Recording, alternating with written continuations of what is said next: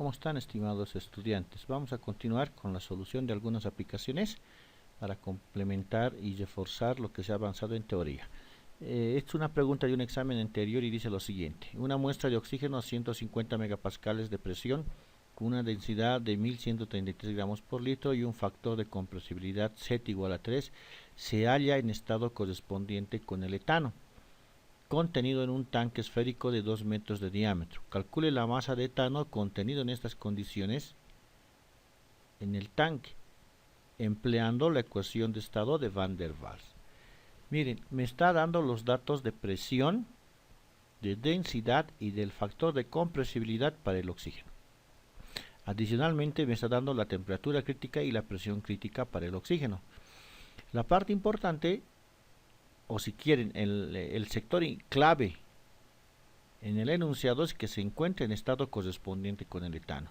Para el etano me está dando la temperatura crítica, la presión crítica A y B, pero no me está dando los datos de presión y temperatura. Entonces, cuidado ahí. ¿De acuerdo? Entonces, lo primero que yo debo analizar es empezar a trabajar con el oxígeno, ¿no? Para el oxígeno, yo voy a lo primero que puedo hallar es su presión reducida. Claro, me está indicando que está en estados correspondientes con el etano y que además el Z es 3. Entonces, por lo tanto, yo hallo su presión reducida inicialmente. Luego, debo hallar la temperatura reducida. ¿Por qué? Porque está en estados correspondientes con el etano. Pero si nos damos cuenta, la temperatura ideal no nos da como dato. Entonces, como es una incógnita, la única manera de poder calcular esa temperatura es haciendo uso del factor de compresibilidad, porque me da como dato el factor de compresibilidad. Z es PV sobre R. Entonces yo puedo despejar de esta fórmula la temperatura. La temperatura va a ser peso molecular sobre ZR Rho. Claro, ¿por qué? Porque yo desconozco el volumen inicialmente, ¿no ve? Me está diciendo que es el oxígeno, pero ya habíamos hecho,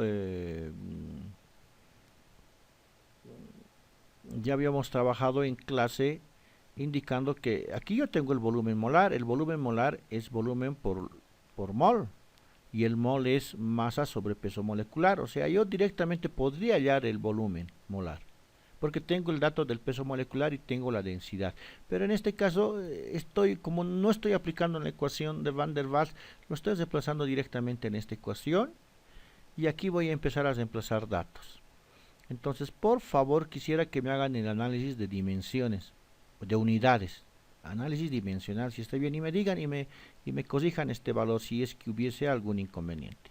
Ya la temperatura entonces es 169.96 Kelvin. Es mi temperatura ideal con la que puedo hallar mi temperatura reducida. Esto para el oxígeno. Ya tengo mi temperatura reducida para el oxígeno. Ahora, ya tengo Z, o sea, uno se pregunta, ¿pero para qué? Entonces he calculado PR y TR. Como está en estados correspondientes, el PR 30 es lo mismo para el oxígeno que para el etano. Lo mismo con el TR. ¿Eso qué me va a permitir? Calcular la presión ideal para el etano. ¿No ve? La presión ideal para el etano va a ser la presión reducida porque está en estados correspondientes. ¿Cuánto vale? 30 por la presión crítica del etano.